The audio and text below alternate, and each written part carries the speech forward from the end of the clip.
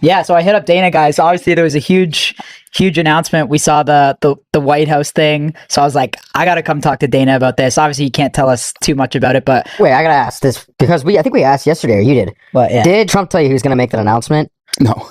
So he just does. No, I was up at my place in Maine, and that day we probably text 4 or 5 times that day. He never even told me he was going to announce. He was just saying Happy 4th of July. We had already had my team already went and walked the White House. We did all the logistics, and we're putting together sort of the layout for it right now, and probably going to pitch it to him in the next week or two. But the day that he said he wanted to do it, he put Ivanka in charge.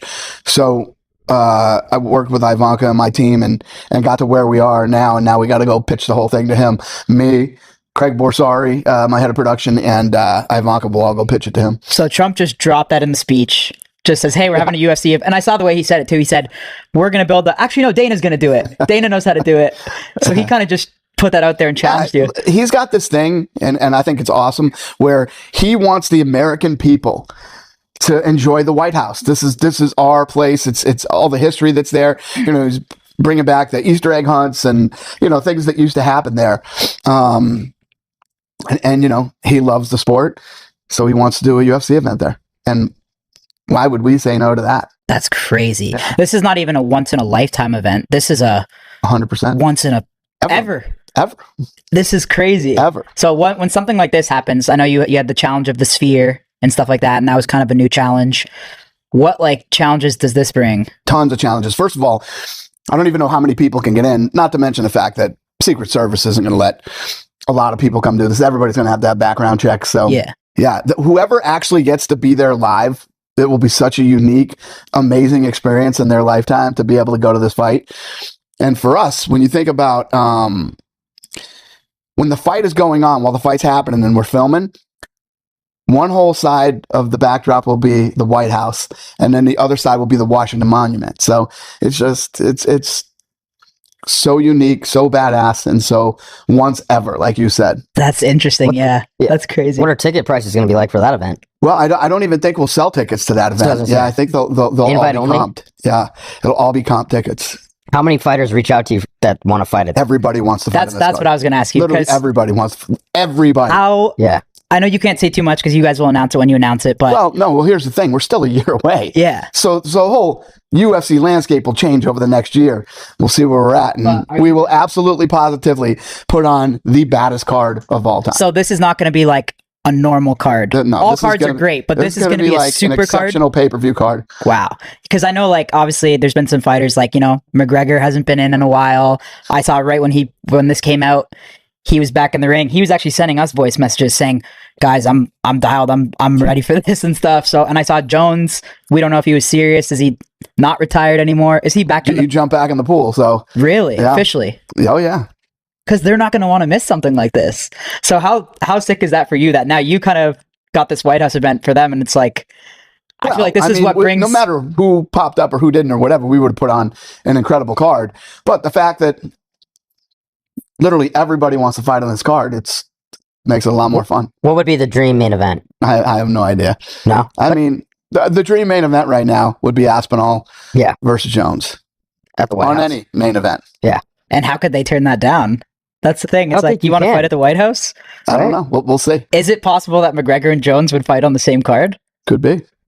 Anything is possible. I mean, anything's possible. Well, this is also something, he just signed a deal with Qatar, right? Yeah. That fight's there. So this is something, I mean, the White House is huge, but you got so much other shit you got to deal with between now and then anyway, right? 100%. And you know, in the sport, you never know who could be a massive star next July 4th. You know what I mean? Yeah. The landscape will change a lot in a year. So we'll see what happens as we get closer. What did you think about Ilya's last performance? Incredible. Absolutely unbelievable. You guys probably knew. I mean, I always saw him as being like a big star, but has that surprised you at all? How dominant he's been? Yeah.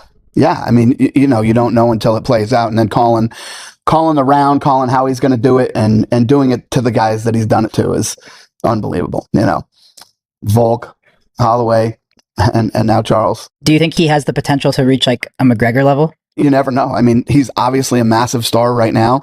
The world's going to change a lot in the next year with our rights deals.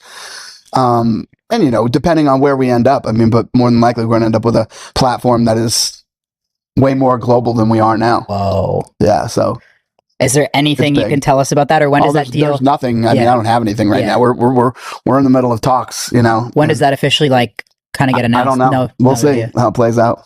Wow. Yeah, Yeah, I I literally can have only zero info on that right now. Do you ever feel like it's like time? I'm the biggest McGregor fan of all time. We talked to him. Have you ever just like, I gotta fucking move on from this guy? What do you mean move on from him? Well, because you announce, oh, he's fighting September last year, whenever it was, didn't happen. Are you ever just like, fuck, I gotta I just... mean, McGregor has gotten himself to a point where he's, you know, he is and will be, you know, whether he stops fighting or not, one of the biggest superstars in sports, period. And he's gotten to a level of success in his life that, you know, he has to, I think, be motivated by something. He's accomplished everything, and especially financially. And now he's got to find something that truly motivates him to want to come back and do this again. Yeah. I don't know if the White House is it, but we'll see. I mean, he was at inauguration. We were with him, I thought. Mm-hmm. So this has got to mean something to him. More than just money, right? Yeah, I don't know. I don't know. We'll see. You know, you get to a point in life. A lot of guys. I know a lot of guys that made a lot less money than Conor McGregor in the business world and retired. And you know, not the same things don't motivate everybody. Right. What motivates you? What excites you? What gets you out of bed in the morning? And you know what I mean?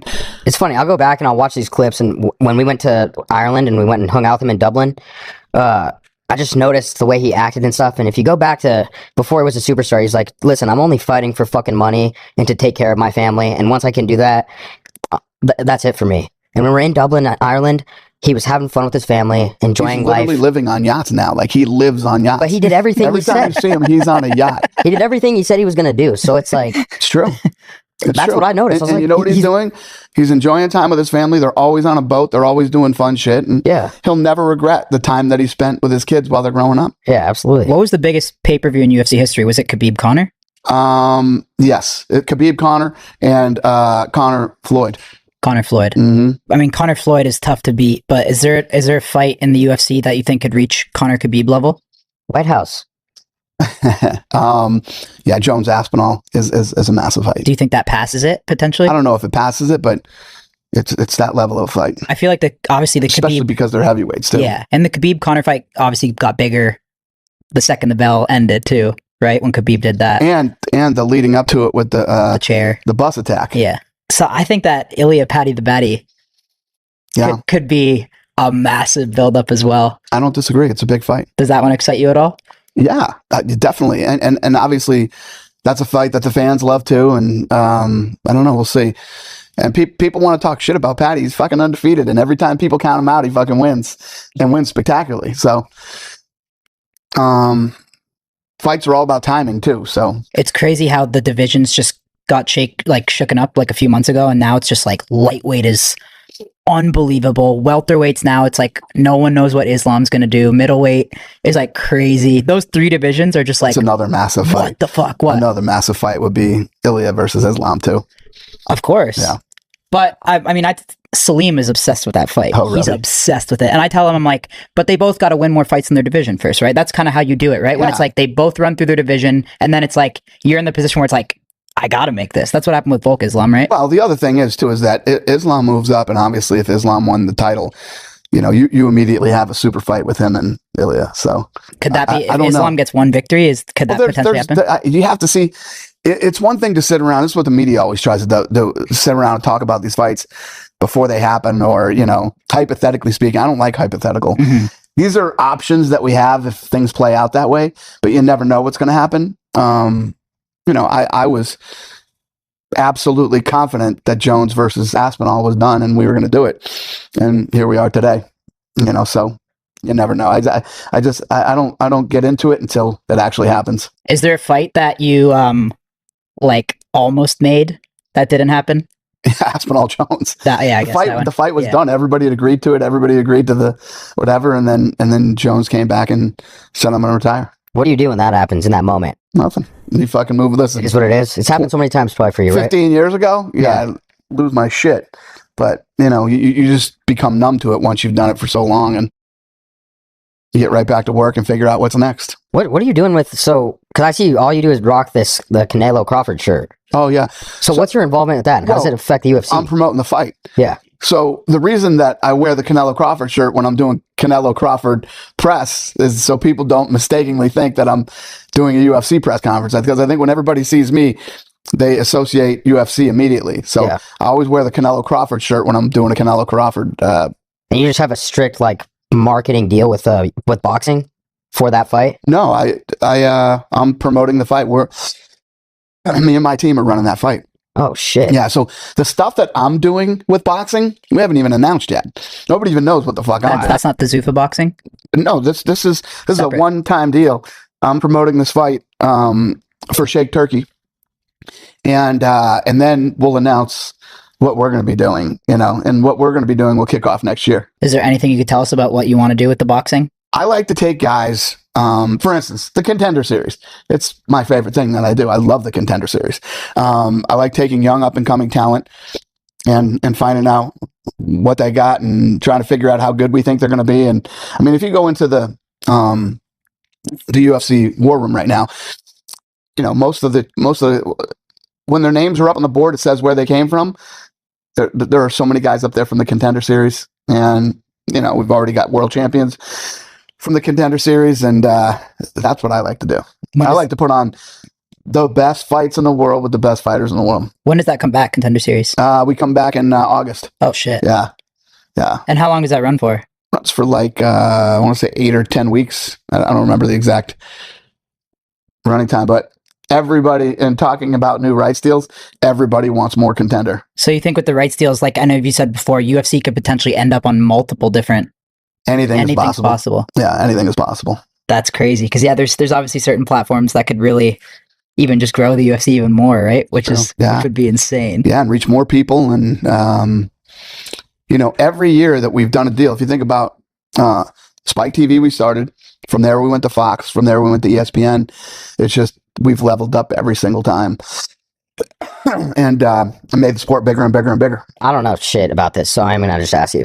Like when Jake Paul and Tyson go to Netflix, you don't have to worry about all the pirate bullshit, people not buying pay-per-views. Why wouldn't you immediately go and try and do a deal like that? Why wouldn't we go sign a deal like Netflix? Where you just don't even have to worry about pay-per-view buys I mean, anymore. listen, Well, the whole world's they gotta changing. pay up, right? But you could get Cable that done. television is dying quickly. Satellite's dying quickly. These streaming services, I think Netflix fucking stock is higher than it's ever been. They're killing it. And the world's going to change a lot. Fuck. When we do our next rights deal, while we're in this deal, the world will completely change by the time we come out the other side of that deal. Yeah. I love it though. I love this kind of shit. Love it. You know exactly how to do that. UFC on Netflix would be fucking crazy, right? Yeah. We're gonna switch it up because I've had this thought in my head now for probably like 2 weeks because I told you I keep seeing the clip of you on the boat playing blackjack. If you had to guess how much money we say you bail people out when they're down, right? Mhm. How much money do you think you've given away at the table? Oh my God.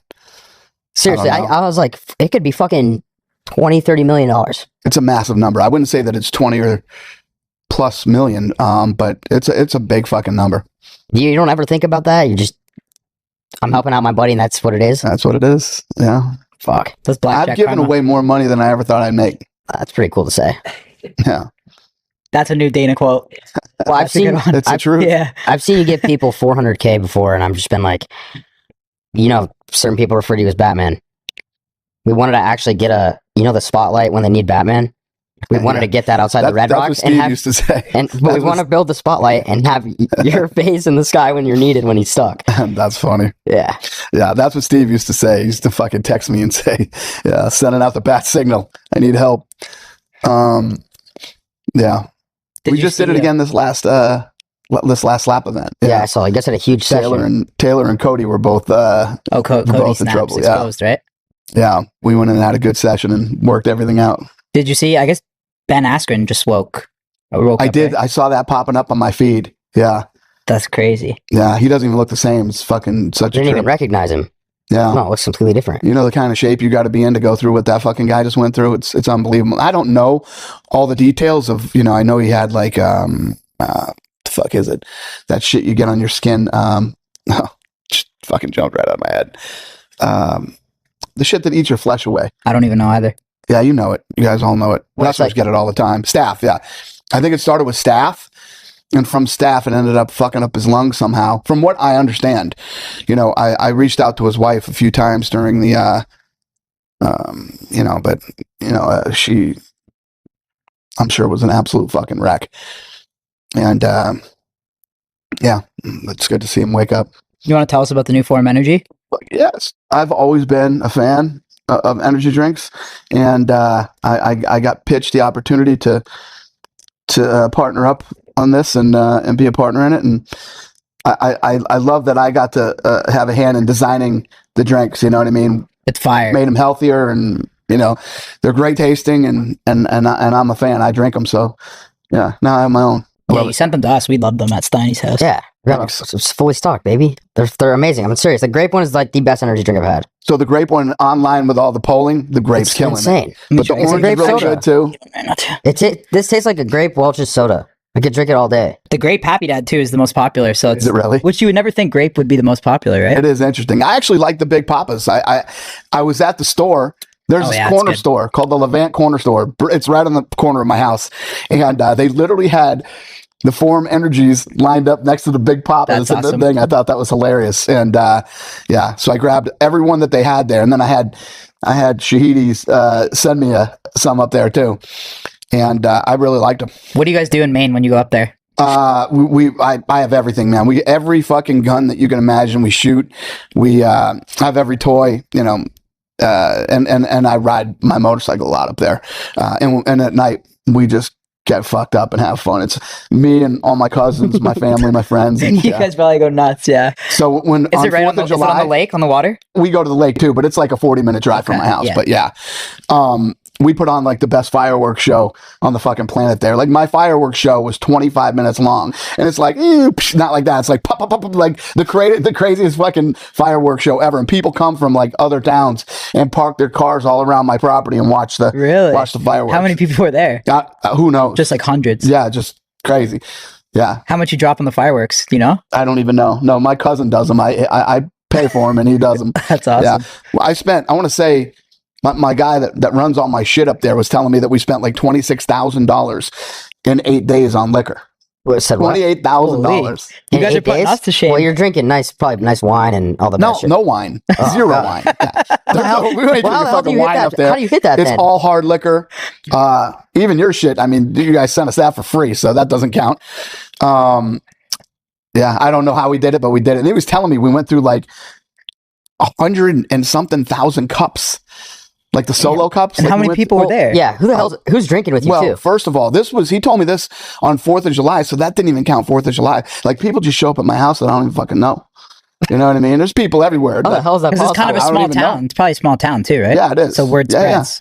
Oh, So fuck. what, And I've been doing it every year for Yeah. however many years. Yeah. You'll be in your kitchen and There, you'll be like, who the hell is this there guy? was a kid that came up. I don't know if you saw it on the guy that was doing the wheelies. Yeah. He showed up just to fucking do wheelies at my fucking house. And I literally called Frank, who runs Nitro Circus, and getting this kid hooked up with an interview at Nitro Circus. But yeah, that's part of what I love about being up there. Is that like your favorite spot to go to? Oh yeah, by far. And that's where all my friends want to go too. Like when we got to go somewhere or whatever, everybody wants to go to my house in Maine. What's better, Maine or Amalfi Coast? Because you say that's one of your favorite Two spots. totally different trips. Amalfi Coast, in my opinion. There's a reason the richest, most famous people in the world go there every single summer. It is the greatest fucking place on earth. Told you, bro. Yeah. Steiny wanted to take his new chick there. I told him And to do it. the restaurants, the food, just fucking the water. I mean, everything is incredible. You know what you guys should do? If you probably have to do it next year because it's too late in the game now. You guys charter a boat next summer and do the Amalfi Coast, and I'll give you the restaurants, the places to go, and you won't believe it. You're gonna We're be going blown Sunday, away. so we might. Yeah, maybe we'll do it we might do it. You got to do it on a boat, though. on a boat. Yeah. I'm telling you, it's fucking. It'll ruin you. How many rooms is the boat you rent? There's enough room for my family and bring a couple friends, mother-in-law, whatever. But you know, Well, because I saw it in the video last year. Because you took the helicopter, yeah, there's helicopters. flew to and the fucking- RNC. yeah, that's right. Yeah, How big is that boat? it's big. It's fucking- Probably like 12 staff members, it's right? like fucking 300 feet or something. Yeah. How much does that cost a night? Not cheap. Yeah. Yeah. It's not cheap. But you don't have to go that crazy. Yeah. You We guys could. could get No, you we could go guys that could get crazy. a badass boat No, fuck that. That's manageable. Let's go boat for boat next July. We have to talk You about can do next that Dana. too. Yeah, we'll compete. My buddy Kevin Turner, who he was the chief operating officer of Microsoft, and then before that, he was with Walmart, and he's never done it. So I had him charter the boat that I had last year, and he goes next week, and I'm excited for him. And it's just something that if you have the money and you can do it, it's something that you have to experience in your life. I'll do it every year till I fucking drop dead. Every summer I'm doing it. That's how much I like it. Speaking of Walmart too, I texted you. Remember that idea I had for a video? Yeah. So I talked to Aiden too. We're doing the streaming thing now, right? So we're kind of doing a lot with him. So we had this idea to do. We thought it'd be cool to do like a Shark Tank type, not like a parody, but us, you, and Aiden.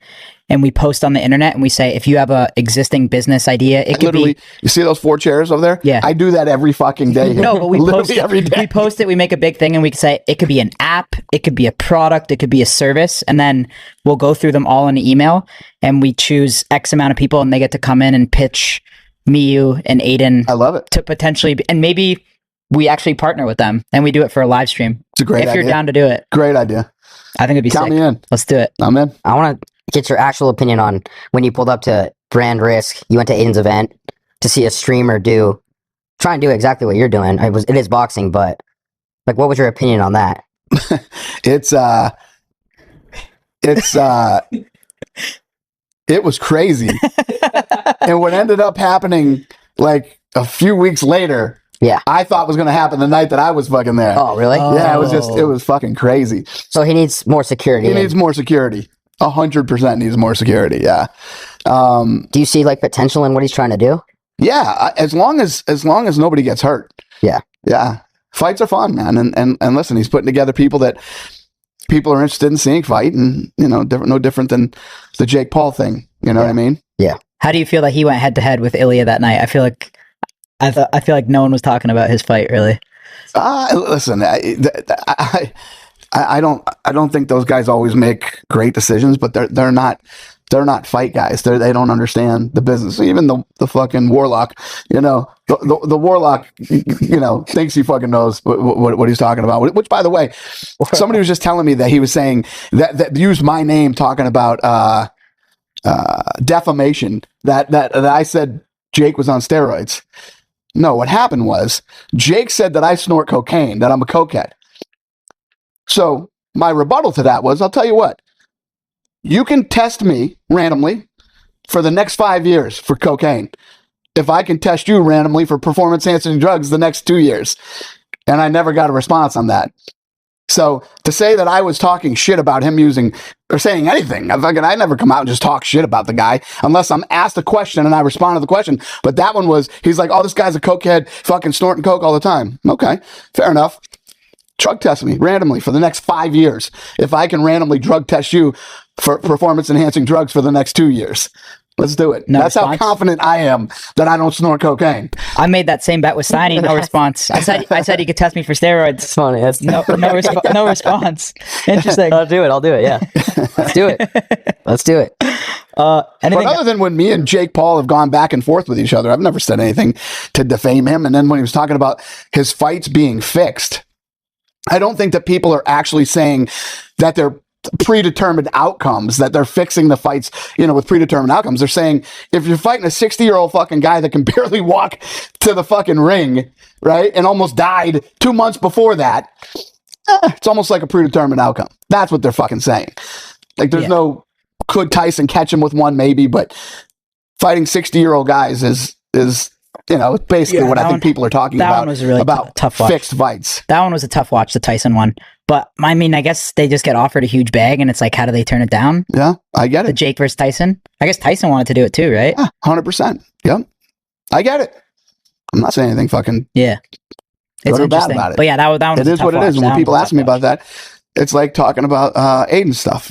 Yeah. If you get two guys that are popular, people are probably always going to want to see them fight. Dana, I'm going to ask you one more thing. What do you think is your most memorable moment you've had in the UFC?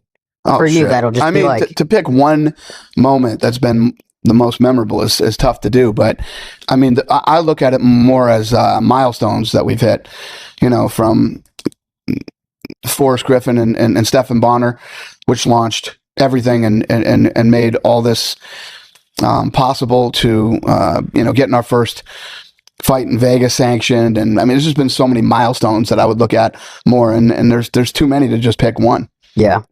On another note, every entrepreneur we've had on says the same thing, but like, what motivates you to keep going? You were just like, I can't fucking do this shit anymore. Actually, it's funny. We were just talking about the Shark Tank thing. I was sitting in here yesterday with a couple of real guys, and I'm talking about possibly getting into something else right now. I'm gonna go. I'm putting all my shit together, and I'm gonna go pitch it to Lorenzo, see if he wants to take a piece of this, and then we'll throw it into Throw One. I just keep collecting all these little niche sports and putting them into our company Throw One and building this just big sports franchise. What do you think drives you in general, though? One thing I think about you is you just like, I think you like to prove people wrong and shut people up too, right? I fucking love that more than anything. But I also like people always ask me, like, would you ever buy a piece of an NFL team or NBA? Never in a million fucking years. I would want nothing to do. They're lethargic and old and move too slow. And I like taking niche sports that nobody believes in and building them into something. And it's way more fun. And it's, you get involved in one of these big sports teams and shit. They don't make any money till they sell. Yeah. That's no fucking fun. I never understood that the business of owning like 1% of a sports team. Is it just like a flex to own it? Yeah. I know a guy who does. Yeah. No, I'm not. I have no interest in that whatsoever. I never understood that. It's a good long-term bet though. I mean, if you have the money and you're not looking, I like every day. I like to look and see how we're winning and then figure out what aren't we doing? How do we tweak it to make it better? And, there are a lot of little details in running and building a business day to day. You buy one of these fucking, massive teams. Like a few years ago, the Houston Rockets were for sale, and Tillman Fertitta, Lorenzo and Frank's cousin, ended up buying it. He lives in Houston.